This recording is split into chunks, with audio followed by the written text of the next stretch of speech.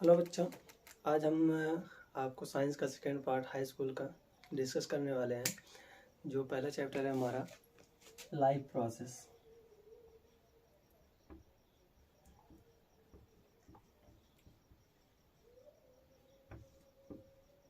जैव प्रक्रम। तो इससे पहले से हमें इसको डिस्कस करने से पहले हम पहले ये डिफाइन कर लेते हैं जी सजीव और निर्जीव होते हैं क्या। ठीक है, तो कुछ रिएक्शंस ऐसी होती हैं हमारी बॉडी में जो हमेशा चलती रहती हैं, जिसकी वजह से हम जीवित रहते हैं। तो पहले हम बात करते हैं उन रिएक्शंस की। न्यूट्रिशन,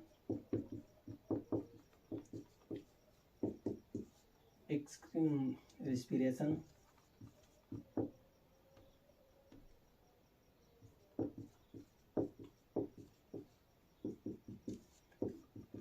एक्सक्रीशन,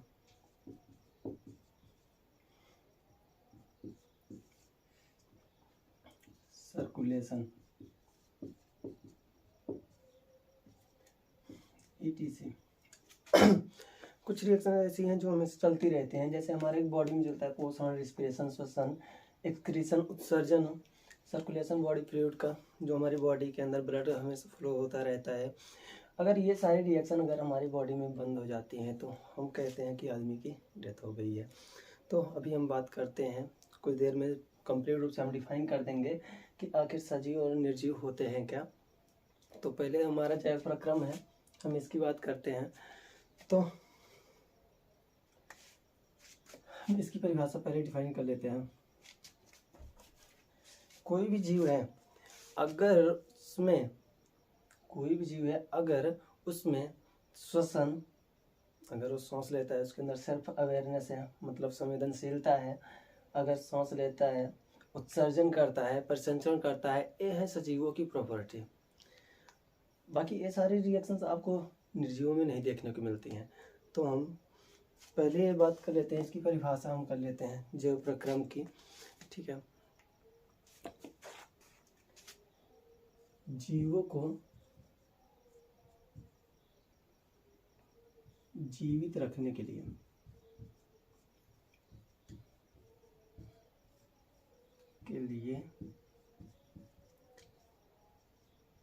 उनमें चल रही प्रक्रियाओं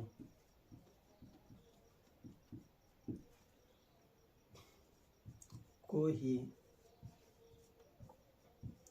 जैव प्रक्रम या जैविक क्रियाएं कहते हैं। तो यहाँ बात कर रहे हैं जीवों को जीवित रखने के लिए। इसका अर्थ ये, अगर जीव के अंदर ये प्रक्रियाएं नहीं चलेंगी, जीवों को जीवित रखने के लिए बात कर रहा है, अगर ये प्रक्रियाएं चल रही हो तो जीव जीवित है, अगर ये नहीं चलेंगी तो जीव मृत हो जाएगा। जाहिर सी बात है, हम उन प्रक्रियाओं के बारे में यहाँ पर डिस्कस कर रहे हैं। यहाँ पर न्यूट्रिशन, रेस्पिरेशन है, एक्सक्रीशन है, सर्कुलेशन है, बाकी ग्रोथ है, सेल्फ अवेयरनेस है, संवेदनशीलता जिसको हम कहते हैं, बाकी और सारी रिएक्शन है जो हमारी बॉडी में चलती रहती हैं। तो उनकी हम डिस्कस अलग अलग चैप्टर में करेंगे। ये हमारी एनसीईआरटी में मेंशन है जैव प्रक्रम फर्स्ट के नाम से। तो जैव प्रक्रम फर्स्ट में हमको सबसे पहले डिस्कस करना है क्या, न्यूट्रिशन। तो पहले इसको डिस्कस करने से पहले हम का लाइफ प्रोसेस को एक और नाम से जानते हैं, जिसको हम क्या मेटाबॉलिज्म कहते हैं। मेटाबॉलिज्म के बारे में चर्चा कर लेते हैं।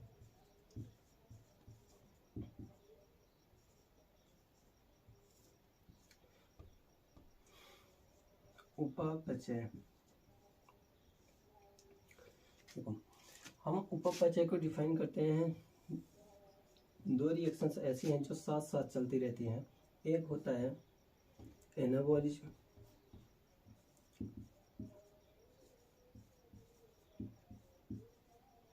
दूसरा होता है कैटाबॉलिज्म।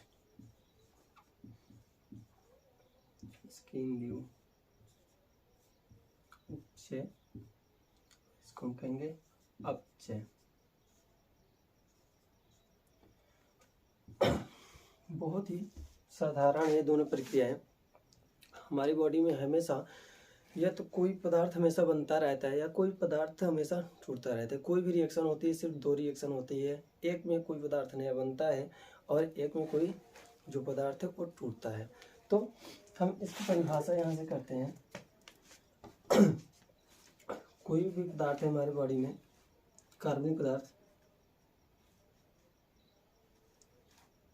जटिल परिभाषा में यहाँ से कर लेते हैं, जटिल कार्बनिक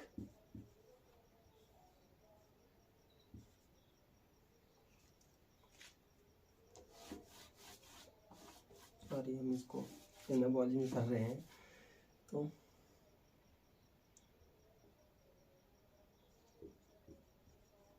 सरल अकार्बनिक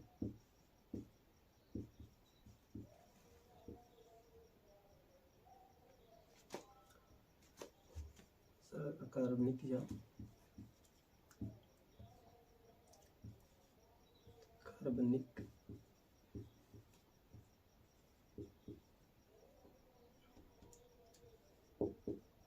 पदार्थों से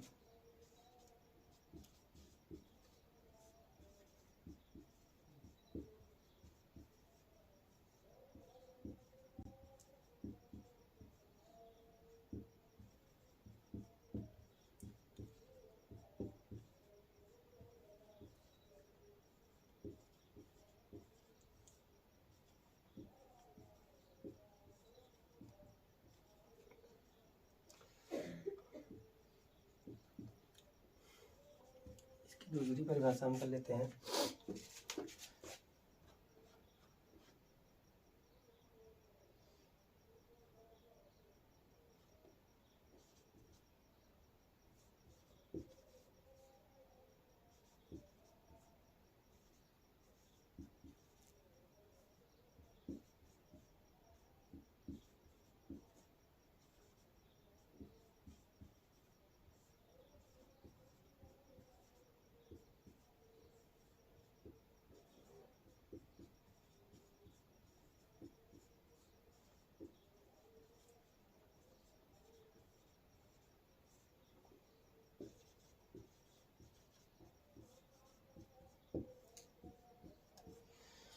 यह हो गई हमारी परिभाषा। दोनों परिभाषाएं सेम है। जैसे कि अगर आप देखने जाएंगे कोई भी सरल पदार्थ है, चाहे वो अकार्बनिक या कार्बनिक हो, छोटे छोटे पदार्थों से बड़े पदार्थ का निर्माण या जटिल पदार्थ का निर्माण ही क्या कहलाता है, हमारा उपचय। तो इसमें हम बात कर लेते हैं अपचय की। इसकी एक एग्जांपल कर लेते हैं। जैसे कि हम एग्जांपल में लिखते हैं फोटोसिंथेसिस,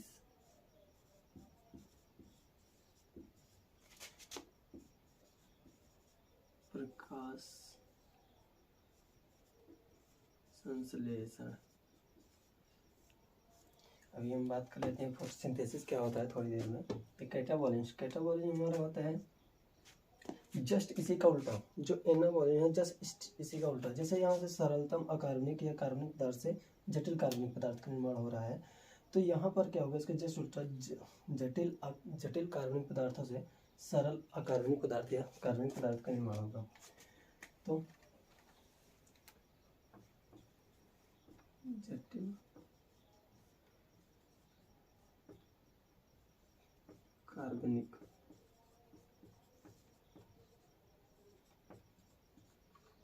पदार्थों से सरल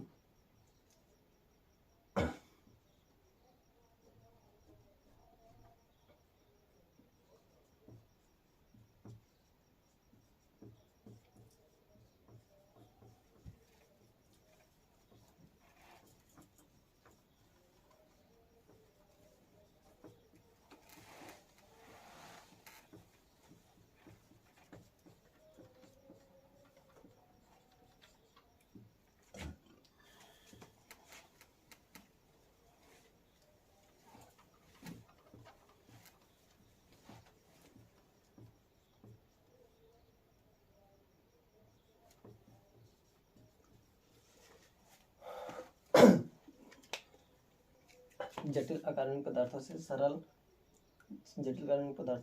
अकार्बनिक पदार्थों या कार्बनिक पदार्थों का निर्माण ही अपचय कहलाता है। तो अगर सामान्य रूप से इसको देखा जाए तो ये वाली ऐसी प्रक्रिया है जिसमें पदार्थों को जोड़ा जा रहा है, ऐसी प्रक्रिया है जिसमें पदार्थों को जोड़ा जा रहा है, और ये ऐसी प्रक्रिया है जिसमें पदार्थों को तोड़ा जा रहा है। तो हम इसको और अपनी सामान्य भाषा में कह सकते हैं, छोटे छोटे पदार्थों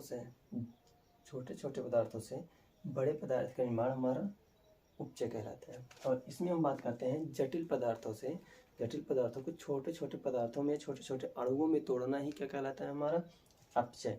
ठीक है, तो हम इसकी नियम से परिभाषा देख लेते हैं। ये क्या है, एना, ये क्या है, बॉलिज्म। एना का मतलब होता है आना। अगर हम किसी को बुलाएंगे, जैसे छोटे छोटे अणु हैं, अगर हम ला रहे हैं छोटे छोटे अणुओं को ला करके हम क्या बनाएंगे, एक बड़ा सा अणु बन जाएगा। हमारे पास क्या है, एक बड़ा सा अणु बना। छोटे छोटे अणुओं को मिला करके हमने एक बड़ा सा अणु बना दिया। और यहाँ पर क्या है, कांटा, CAT है, कांटा। अगर कोई भी चीज़ है, अगर हम इसको काटेंगे, ये अगर हमने काट दिया तो एक है छोटे छोटे पार्टिकल्स में ब्रेक हो जाएगी, तो ऐसी प्रक्रिया को हम कहेंगे कैटाबॉलिज्म। मतलब क्या, छोटे छोटे अणुओं से बड़े अणु का निर्माण हमारा उपचय कहलाता है। और यहाँ पर बड़े अणु से छोटे पदार्थ का निर्माण ही क्या कहलाता है, अपचय।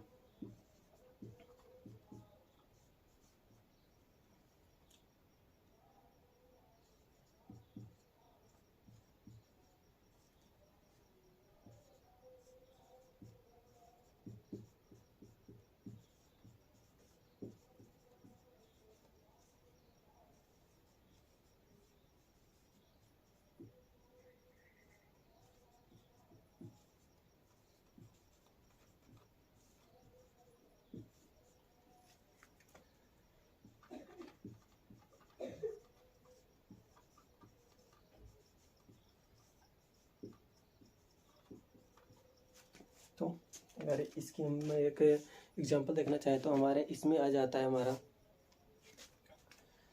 एग्जांपल डाइजेशन, और क्या आ जाता है हमारा रिस्पिरेशन।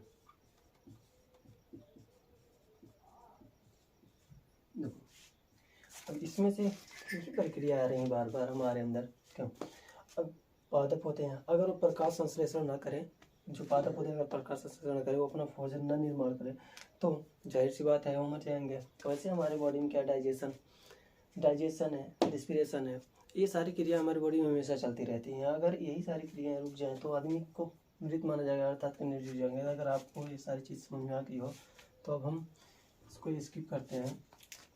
तो कोई भी जीव है, जीवों को जीवित रखने के लिए उनमें चल रही प्रक्रियाओं को ही जैव प्रक्रम कहते हैं। तो कोई भी जीव है, उसके अंदर जो चल रही प्रक्रियाएं हैं, हम आपको एक बार फिर से बता देते हैं। कोई भी जीव है, उनमें जो चल रही प्रक्रियाएं हैं, बात करते हैं। कोई भी जीव अगर जीवित रहना है तो खाना तो खाएगा भाई, तो उसके लिए हम बात करते हैं, पहला क्या होता है, पोषण। अगर खाना खा रहा है, पोषण कर रहा है, तो उसमें हमारा पाचन आ रहा है। फिर उसके बाद क्या बच्चे, जो बचे हुए वो पोषक पदार्थ हैं वो हमारी बॉडी में गए, हमारी सेल के अंदर गए, तो उससे एनर्जी प्रोड्यूस करने के लिए हमको ज़रूरत पड़ती है किसकी, ऑक्सीजन की। और ऑक्सीजन लेने के लिए हम लोग क्या करते हैं, श्वसन। और तीसरी बात आ जाती है, अब हम ऑक्सीजन ले रहे हैं, फेफड़े में ले रहे हैं, मतलब सांसों में इनहेल कर रहे हैं। इनहेल होने के बाद हमारी बॉडी में ऑक्सीजन जा रही है। ऑक्सीजन अगर जा रहा है तो हमारी बॉडी में अदर पार्ट्स में क्या सेल है, सेल पूरी बॉडी में। तो पर सेल तक क्या, पूरी बॉडी की सेल तक ऑक्सीजन की सप्लाई करना है, जो ग्लूकोज है, ग्लूकोज की सप्लाई करना है। उसको सप्लाई करने के लिए हमारी बॉडी में एक डेवलप सिस्टम है, जिसको हम बात करते हैं, हम कहते हैं सर्कुलेशन या परिवहन, जिसमें हमारा बॉडी फ्लूइड है, ब्लड। फिर उसके बाद क्या आ जाता है, जब बॉडी तक हर जगह पहुंच गया तो जो रिएक्शन है जिससे हम एनर्जी प्रोड्यूस करेंगे, ये सारी रिएक्शन चलेंगी तो ये सारी रिएक्शन जब चलेंगी हमारी बॉडी में, तो वहाँ से हमारी बॉडी में ऐसा नहीं है जैसे कि कोई भी कार्य करते हैं तो उसमें कुछ ना कुछ पदार्थ बनता है, तो उसमें कुछ होता है हमारे लिए आवश्यक, कुछ ऐसे चीज़ें होते हैं वेस्ट प्रोडक्ट जिसको हम क्या घर से बाहर कर देते हैं, कहीं कोई भी प्रक्रिया ले लेते हैं। तो वैसे हमारे बॉडी में जो कुछ रिएक्शन चलती हैं वहाँ पर क्या कुछ वेस्ट प्रोडक्ट बनते हैं, कुछ वेस्ट प्रोडक्ट बनते हैं जो हमारी बॉडी के लिए हानिकारक होते हैं। तो हमारी बॉडी के लिए हानिकारक है, उसको बाहर करना आवश्यक होता है। ऐसी प्रक्रिया को हम क्या कह देते हैं, उत्सर्जन। उत्सर्जन तो ये सारी उत्सर्जन हो गया। फिर उसके बाद जैसा कि हमको कोई टच करता है या मतलब कि किसी भी वातावरण के प्रति मतलब हम जागरूक होते हैं, हम उसको समझ सकते हैं या किसी को देख करके हम पहचान लेते हैं। तो ये सारी चीज़ें आती है हमारे क्या संवेदनशीलता, मतलब हमारे संवेदी तंत्र के बारे में आ जाता है, नर्वस सिस्टम जिसको हम कहते हैं। तो हम बाकी डिस्कस करेंगे सारी चीज़ें, बाकी ऐसे ऐसे एक्सेट्रा कई सारे टॉपिक है। तो बस ये सारी चीज़ें अगर आपको समझ में आ गई है तो ये तो हमारे एक लंबे लंबे चैप्टर दे दिए हमारे एनसीईआरटी में, तो हमको क्या इनको डिस्कस करना पड़ेगा। तो सबसे पहले हम डिस्कस करेंगे अपने पोषण पर।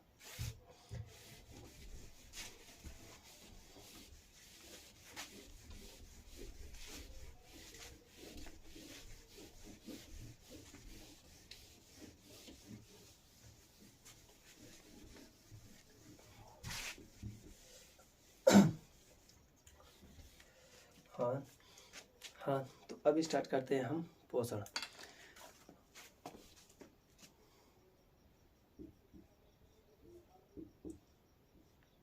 जिसको हम कहते हैं न्यूट्रिशन।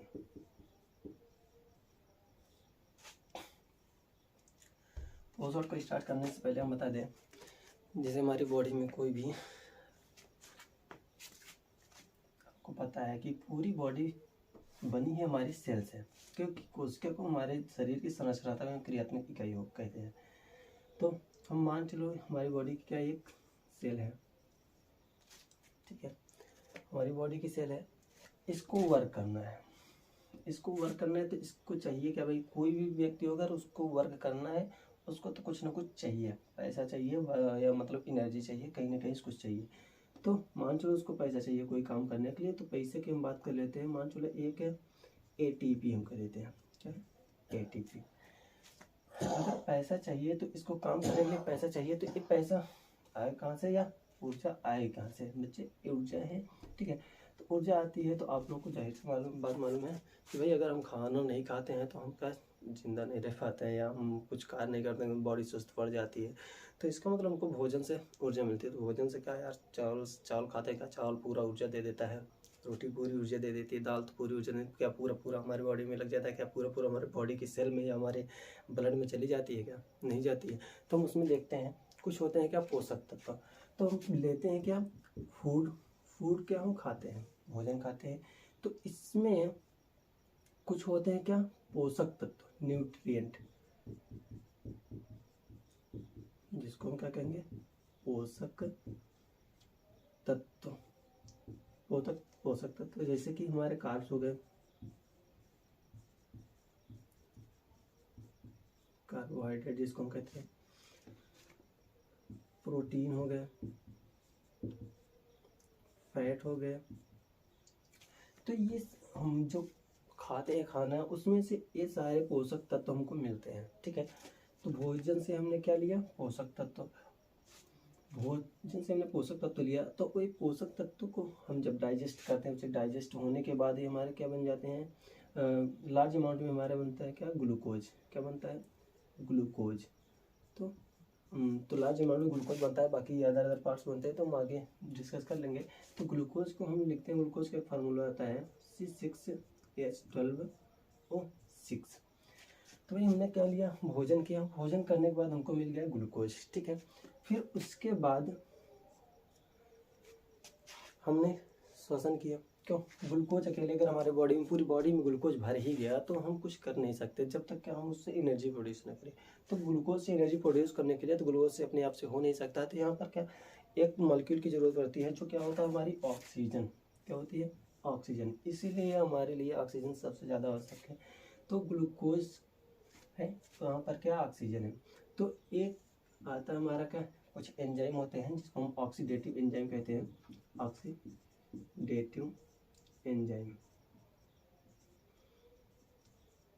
बच्चे ये बड़े बड़े लेवल हम सब सारी चीज़ डिस्कस करेंगे, सबकी बात करेंगे। ऑक्सीडेटिव एंजाइम होता क्या है, कैसे वर्क करता है, जैसे चैप्टर में पूछेंगे सारी चीज़ बताई जाएगी। ये क्या है ग्लूकोज, ये क्या है ऑक्सीजन। यहाँ पर ऑक्सीडेटिव एंजाइम है। ये ऑक्सीडेटिव एंजाइम ऑक्सीजन की उपस्थिति में इसको तोड़ देती है। इसको जब तोड़ती है तो क्या हमारा बनता है CO2 प्लस क्या H2O। ग्लूकोज तोड़ा गया, बनी CO2 H2O प्लस में क्या बन जाता है हमारा ATP। ATP को ऊर्जा का सिक्का कहा जाता है। अब यार ऊर्जा का सिक्का कहा जाता है। ये ऊर्जा का निर्माण कहाँ पर हो रहा है, सेल में। कहाँ पर, सेल में। ये सारी क्रियाएं कहाँ पर चल रही है, पूरी रिएक्शन इस सेल में। तो यार एक चीज बताओ, ये ऊर्जा का सिक्का है तो क्या हमारे लिए क्या कि सिक्का लेकर चले बाजार में बढ़िया से काम करें, नहीं। तो ये ऊर्जा का सिक्का है, लेकिन ये किसके अंदर हो रहा है, कोशिका के अंदर। तो ये क्या है, कोशिका का ऊर्जा सिक्का। कोशिका का ऊर्जा का सिक्का कहा जाता है किसको, ATP को। तो हमारा पोषण तो कंप्लीट, पोषण की परिभाषा हो गई। अब देखते हैं कैसे आप लोग को समझ में आएगा। एक क्या है भोजन।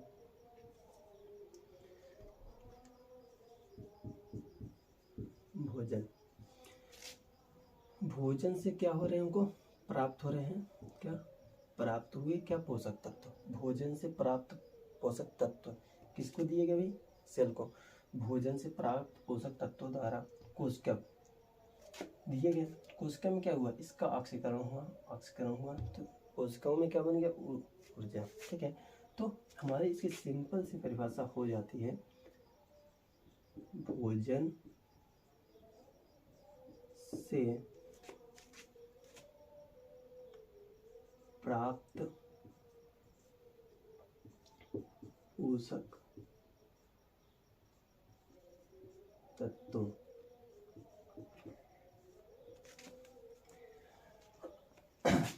के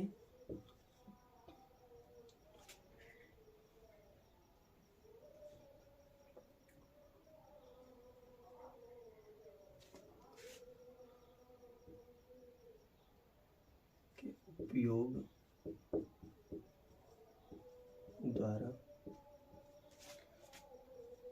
कोशिका में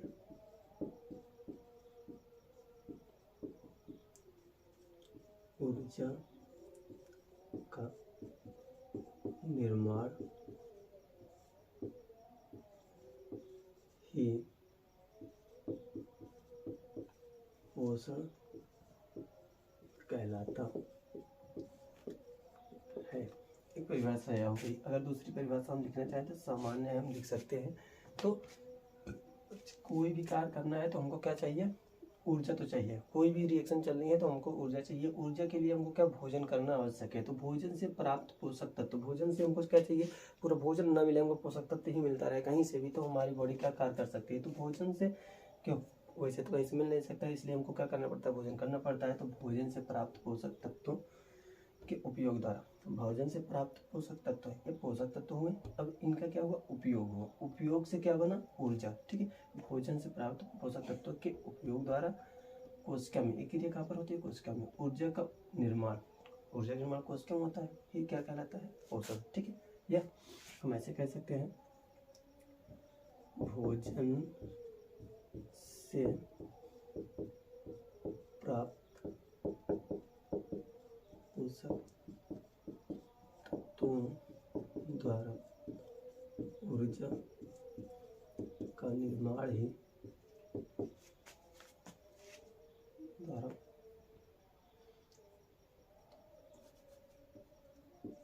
कोशिका को ऊर्जा देना ही है।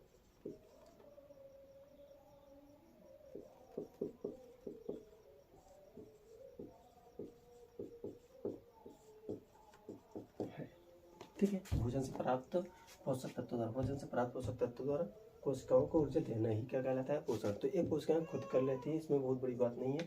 ठीक है, तो हम इसको अब इसके बढ़ते हैं। अगर आप लिख चुके हैं तो हम इसको आगे बढ़ते हैं। पोषण की हम बात करते हैं। पोषण के प्रकार, टाइप्स ऑफ न्यूट्रिशन।